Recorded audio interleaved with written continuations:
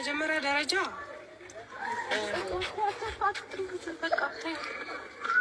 እናንተ እኔ የምለው ሩታ ተግባብተን ማውራት እንችላለን?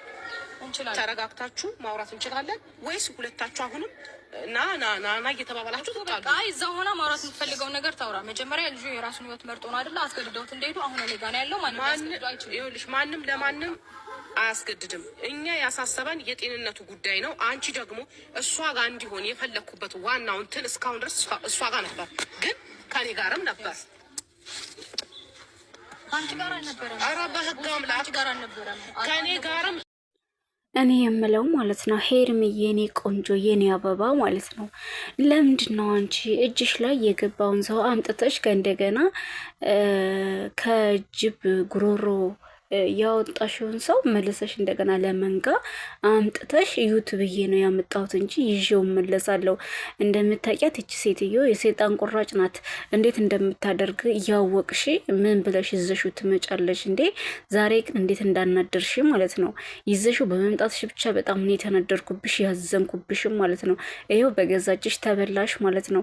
ለምንድን ይዘሽው መጣሽ? ምን አገባሽ? ብትለፈለፍ ምን ብትል ስልክሽን አለማንሳት፣ የሱንም ስልክ ሲጭፉ ማድረግ እናንተ ስለተጨነቃችሁ ብዬ ነው፣ ወይም ደግሞ ተመልካች ስለተጨነቀ ነው እያመጣሁት። ስለተመልካችም ሆነ ስለሷ ምን አገባሽ ማለት ነው። ምንም የሚመለከትሽ ነገር አልነበረም። ተሳስተሻል። በቃ እሱን ወደ ራሱ እየመለሹ ነው። ደህና ነው፣ እየተመለሰ ነው። ከበፊቱ ይሻላል። ዞሮ ያው እንደደነዘዘ ነው። በእርግጥ ግን ትንሽ እንደው ፈርቅ ያለው ይመስላል ከባለፈው ማለት ነው። እና ግን ባንዴ መቼም ለምን ደህና አይባልም። 5 ቀን ሙሉ ካንቺ ጋር ቢሆንም ገና ጊዜ ወስዶ ጊዜ የሚወስድ ነገር ነው። ወደ ራሱ እስኪመለስ ድረስ ብዙ ነገር ይጠበቅበታል ማለት ነው።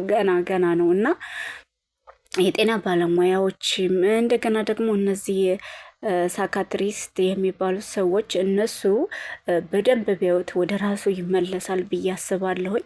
ነገር ግን አሁን ሳስባችሁ እናንተ ለሁለት እየደፈራችሁት ይመስለኛል ልጁን። ለምን ቢባል ከዚህም አንቺ ጋር በሚያድር ሰዓት ሌላ ነገር ይፈጠራል፣ ከዛም እሷ ጋር በሚያድር ሰዓት ሌላ ነገር ይፈጠራል። ቆይ ምን እያደረጋችሁ ነው ያላችሁት? ምን ውስጥ ናችሁ? ረኡኡ ሰላማችሁ በያላችሁበት ብዝት ይበልልኝ። የኔ የማዮቹ ቤተሰቦች በሙሉ በያላችሁበት ለሁላችሁም ሰላም እንመኛለሁኝ። ሀገራችን ኢትዮጵያን ሰላም ያደርግልን እያልኩኝ ዛሬም በአዲስ ቪዲዮ መጥቼላችኋለሁ። ከእናንተ የሚጠበቀው ሰብስክራይብ፣ ላይክ እያደረጋችሁ ማበረታታት ብቻ ነው እና ሄርሚ በጣም ነው ያጠፋሽው። ግን እኔ በጣም ያሳቀኝ ነገር ልትካፈሉት ነው ወይ? ልትካፈሉት ነው እንዳሳባችሁ? ዴቭ ምን እንዳለ ታውቃላችሁ? ና ወደ እኔ በምትለው ሰዓት ማንሄድ በምትለው ሰዓት እንግዲህ ሄርሚ ወደ ሄርሚ ሲሄድ እችኛዋ ደግሞ ወዴት ነው የምትሄደው? ጉተታ ደውስማ እንዴት እንዳሳዘነኝ በእውነት እንዴት እንዳሳዘነኝ። በቃ የአብርሃም በግ እኮ ነው የሆነው። የአብርሃም በግ መስለው ሩታና ስትለው ወደ እሷ ይሄዳል፣ ሄርሜላና ስትለው ወደ እሷ ይሄዳል። ሴቶቹ መጨረሻ ላይ ሊቧከሱ ደርሰው ቁጭ። ለነገሩ በምን አቅሟ ሄርሚዬ እኔ ሙጥጤ ሄርሚዬ ትንሽ ልጅ እኮ ናት። ታላቋን እንኳን ሚኪያስን እየየችው ነው። ትንሽ ነው። እስከ ታላቋ ወንድሟ ነው እንግዲህ መከራውን እያሳዩት ያለው። ትንሹ ነው አገኟቸው እነዚህ እድሜ ጠገቦች ማለት ነው። ያኛውም ወንድሟን እየደበደበው ነበረ ኤፍሬም ተብዬው። አሁንም ደግሞ እሷን ልደበድባት ምንም አልቀራትም። ተመስገን ግን ኤፍሬም የሚባለውን ዱስ ዛሬ አላመጡትም። እግዚአብሔር ይመስገን። እንዴት እንዳንቀጠቀጠኝ እንዴት እንዳስጠላኛ ሰው ማለት ነው። እና ዴቭ ምን አለመሰላችሁ፣ በቃ ተካፈሉት። ካልሆነ አንቺ አንድ እግሩን አንቺኛው አንድ እግሩን አድርጉና ልጁን ተካፈሉት። ይሄ ነው የቀራችሁ። ከዚህ ውጭ ምንም ማድረግ አይቻልም። ከሷ ጋር ከአንዷ ከሄርሜላ ጋር ሲሆን እችኛዋ ለምን ታብዳለች? ከሩታ ጋር ሲሆን እችኛዋ ለምን ታብዳለች? ስለዚህ መሀል ላይ አንተን ሊበሉህ ነው ሴቶቹ። ስለዚህ የተወሰነ ጊዜ ሁሉንም ተውና የራሳቸው ጉዳይ ብለህ አንተ ህይወትን ብታጣ እነሱ ኑሯቸውን ካከች እያሉ ኑሯቸውን ይኖራሉ። ነገር ግን ለእኛ ታጎዳናለህ፣ ለራስም ለህይወትህ በዚህ እድሜህ ብትቀጠፍ ራስህ ትጎዳለህ፣ እኛ እንፈልጋለን ብለው ለብቻው ወስደው በምክር እየመከሩት እያለ ሴቶቹና ሴቶቹ ተያይዘው እንኪ ቦክስ እየተባባሉ ነበረ ማለት ነው። በጣም በሚገርም ሁኔታ ነገር ግን ሄርሚ ያው አልረታም በማለት ነው እንጂ እኮ ታሸንፋታለች ማለት ነው። እንዴት እንደገፈተረቻት አይታችኋል። ናንሂድ ብላ እጁን ልትይዘው ስትል እንዴት እንዳስቀነጠረቻት አቅም የላትም። ትንሽም ስለሆነች በምንም ልትችላት አትችልም ማለት ነው ያችን ዶዝ እና በጣም ነው እኔ ምን ማለት እንዳለብኝ ሁሉ አላቅም ማለት ነው። በዚህ ልክ ግን የሄደች ያለች እውነት አፍቅራው ነው። ደስታ ጋራ ደግሞ ዛሬ አይታችኋት ከሆነ ስትላላጥ ነበረ። 300 ኬ ገባሁኝ በሚል ስበብ አቅፋት አበባ ሰጥቷት እየተላላጠች ነይ እንውጣ፣ እዛኛው ያዘጋጀሁልሽ ቤት ነይ እንሂድ እያላት ቆይሽ ልጄ ብቻውን ነው ልጄ ለያዝ ብላ ልጇን ልታመጣ ስትሄድ እንግዲህ ብሎና ምናምን አዘጋጅተው እሷን ሰፕራይዝ አደረጓት ማለት ነው። ነገር ግን እሷ እንደዛ ደስታዋን እየቀጨች ከሱ ጋራ የእሱ መጥፋት ሳያሳስባት ማስመሰሏን አይተናል ማለት ነው። እያስመሰለች እንደሆነ ጥንቅቅ አድርጎ ያስታውቃል። እያየንም ነው። እያስመሰለች ነው። አሁንም አብርሃምን እንደ በፊቱ ልትጎዳ ነው። ከአሁን በፊትም ብዙ የተለያየ ቪዲዮ ሰርቻለሁኝ። በቅርቡ ሄርሚ ጋር ነው ብዬም እንደሰራሁት ሄርሚ ጋር ሆነ እመኑኝ አሁንም ማለት ነው ከሁላችሁም ርቀህ ቤተሰብ ጋር መሆን አለብህ ብለው እንግዲህ ራሳቸው ናቸው ይዘውት የሄዱት ሄርሚ እንትና ዴቭና ቦዜ ማለት ነው። እና እነሱ ቤት ነው ያለው። በእርግጠኝነት ግን እነሱ ቤት ሲሆን ሄርሚ ትሄዳለች፣ ትደውልላቸዋለች እና ትሄዳለች፣ ይገናኛሉ። ሀገር ውጭ እንወጣለን ብለሽኛል ነበር እንዴ? ከሀገር ውጭ እንውጣ እንዴ በሚላት ሰዓት እንግዲህ ይችኛዋ ቅናቷ እኔ እንሄድ አላልኩህም ወይ? እናንተ አይደላችሁ እንዴ መኪና ዘግታችሁ ያስቀራችሁን እንጂ እኔ መቼ እንድዝናና አልፈቅድም አልኩኝ። ይዤው ልወጣ አልነበረ ከኔ ምን ጎደለህ እያለች በመሀል እየተፍጨረጨረች ላንቺም አይሆንም ብለው ልጁን አፈፍ አድርገው ሲሄዱ በቃ እኔ የማረገውን አውቃለሁኝ እያለች እየተንቦተረፈችና ፍከራ ጭምር እየፈከረች ሄደች። ግን ሲጀመር ምን ከፍቶሽ አንቺ ደስታሽን ከደስታሽ ጋር እያጣጣምሽ ነው ወይስ መጨማለቅ? አሁን ግን ከእናንተ ምንድን ነው የምንማረው? በስመ አብ ወወልድ ወመንፈስ ቅዱስ። የተጨማለቀ ነገር አሁን ከሄርሚ ጋር 5 ቀን ሙሉ ሲያድር አብሯት ነው የሚያድረው። አብሯ ሲያድር ደግሞ የሚፈጠረው መገመት መቼም ቀላል ነው። አሁን ከሷ እንደዛ ብሎ መጥቶ ደግሞ ከአንቺ ጋር አያድርስ እኮ ነው። እንዴት ነው ህሊናችሁ የሚቀበልላችሁ? ግን አንቺም ህሊና የሚባል ነገር የለም እንዴ?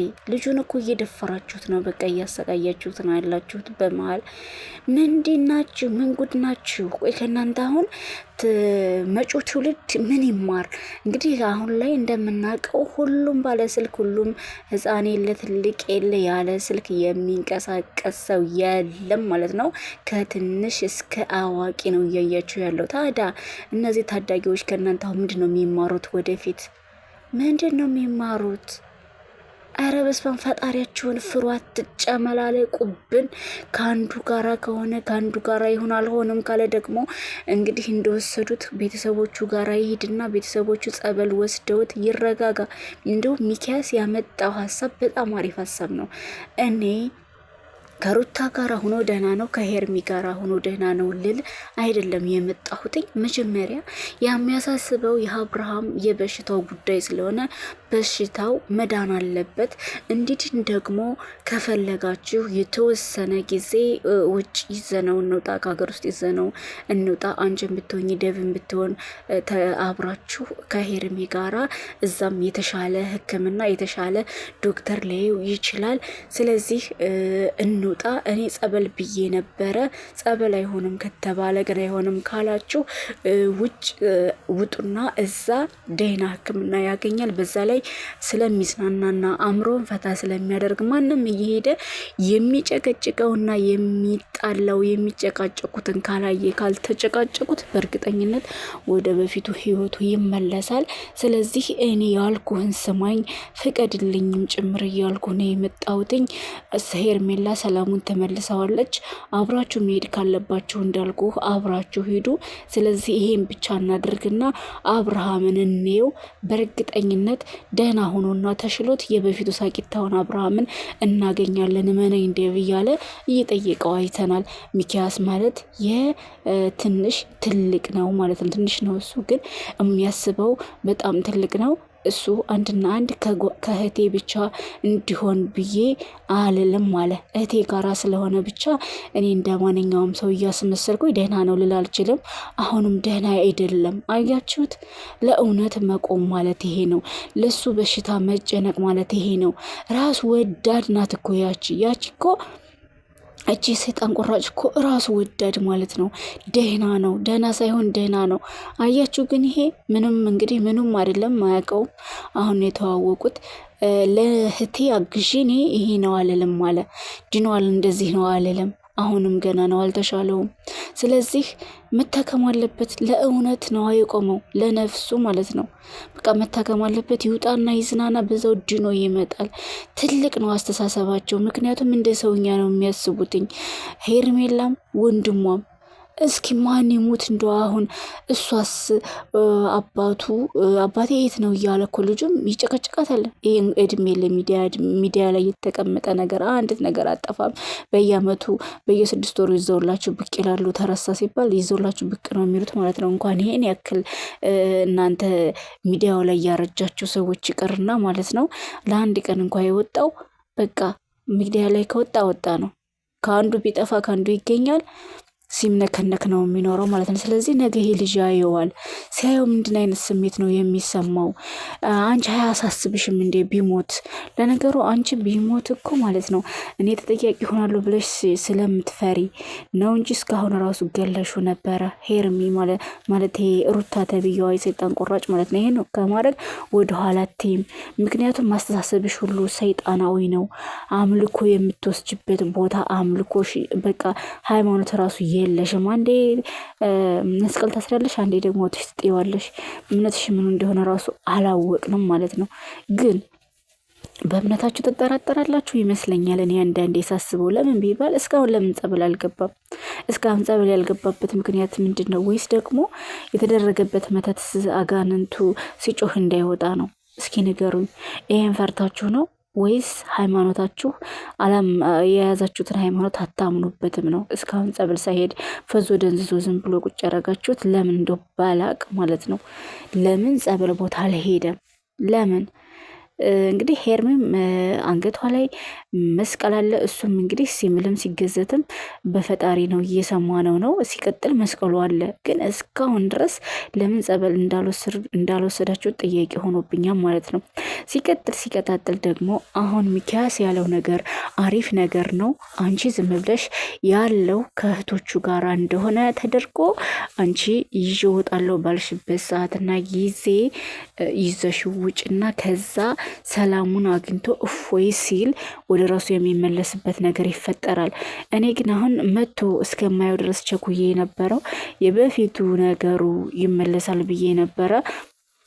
እሱ ያው ምኞቱ ነው የቀረብኝ ማለት ነው። በቃ ያው ነው ድሮም ና ሄድ ና መጣ ና እንደዚህ ና ተቀመጥ ና እንደሚባለው ያው እንደዛው ነው እና እንጃ መቼ ይሻለዋል መቼ ይነቃል ብዬ መወሰን እንግዲህ ለእኔ ብቻ ሳይሆን ለሁላችሁም ከባድ ነው። እንግዲህ ፈጣሪ የማረው ፈጣሪ ምህረቱን ያወርድለት ነው እንጂ ሌላ ምንም ልንል አንችልም። ምናልባት ግን ይሄ አሁን የመጣው ሀሳብ ሊያድነው ይችላል ብዬ አስባለሁና ሄርሜ ቀጥይበትና ይዘሽው ሂጂና ድኝ ነው የምለው ማለት ነው። ሲቀጥል አሁን ከእህቶቹ ጋር ከቤተሰቦቹም ሄደ ከእናት አባቱም ሄደ ወይም ደግሞ ከዴቭና ከቦዜብ ጋርም ሄደ። አንቺ ይሄድሽ አገኘው እዛው ነገር ግን ይችን እርኩስ አታገኛት። አንድ ቀን ትገልሻለች። አንድ ቀን ብትወረውርሽ ትሞጃለሽ። ስለዚህ አንቺ የዋህነሽ ሄርሚ፣ በዛ ላይ ትንሽ ነሽ፣ እሷን አትችያትም። ስለዚህ አትጠጊያት፣ ይዘሽውም አትቅረቢ። በቃ ሌው ተጨነቁ ምናምን አትበይ። ምን አባቷ ነው የምትጨነቀው? ብትጨነቅ ነው እንዴ ስጨፈር የምትውለው እንዴ? ከደስታ ከሚባለው ሰውዬ ጋር እኮ የጨፈረች የተፍነሸነሸች ነው እየዋለችው ማለት ነው። 300 ገብታ ስታከብር እንትና ግን አብርሽ ግን 500 ሺህ ገብቷል። ግን እንዴት ያከብረዋል? እንዴት ነው ያከብረዋል? ሲያሳዝን ለራሱ በሞትና በሽረት መካከል ነው ያለውና እሷ ግን ለ300 ሺህ ገባሁ ብላ ደስታዋን ስታበስር ነው የነበረው። እንኳንስ ልታዝንና እንኳን ልተክዝ ማለት ነው። እዚህ ላይ ጊዜዋንም ገንዘቧንም ሁሉ ነገሯንም መስዋዕት እያደረገች ያለችው ሄርሚ ናት። ከዛ ሲቀጥል ደግሞ እኔ ለምርጫ የምታቀርቧት ነገር መወዳደር ወይም ደግሞ መመረጥ ያለባት ሄርሚ ተብዬዋ እርኩስ በጉልበት ነው እንዴ? ቆይ እናንተ የምታምኑት በጉልበት ነው? እሷ ገና እልሰኛ ስለሆነች እሷ ገና የተነገራትን አሰማምና እንግዲህ የመረጠውን ይምረጥ። ምን ማለት ነው የመረጠውን ይምረጥ? ከዛች ጋር ሩታ ከምትባለው የሰይጣን ቁራጭ ጋር እኮ ያለውን ነገር ጨርሷል አይደል እንዴ? በህግ ፍታኝ ብላ ተፈራርመው እኮ ጨርሷል። ከጨረሰ በኋላ ታዲያ እችኛዋ ጋራ ህይወት ጀምሮ ቀለበት አድርጎላት አርግዣለሁኝ እያለች የጀመሩትን ህይወት እችኛዋ ለምርጫ የምታመጧት ለምን እንደሆነ አላውቅም። አንድና አንድ የሄርሚ ነው አለቀ ጉዳዩ። ሰብስክራይብ ላይክ እያደረጋችሁ አበረታቶኝ። እሺ ውዶች፣ ይወዳቸዋለሁ።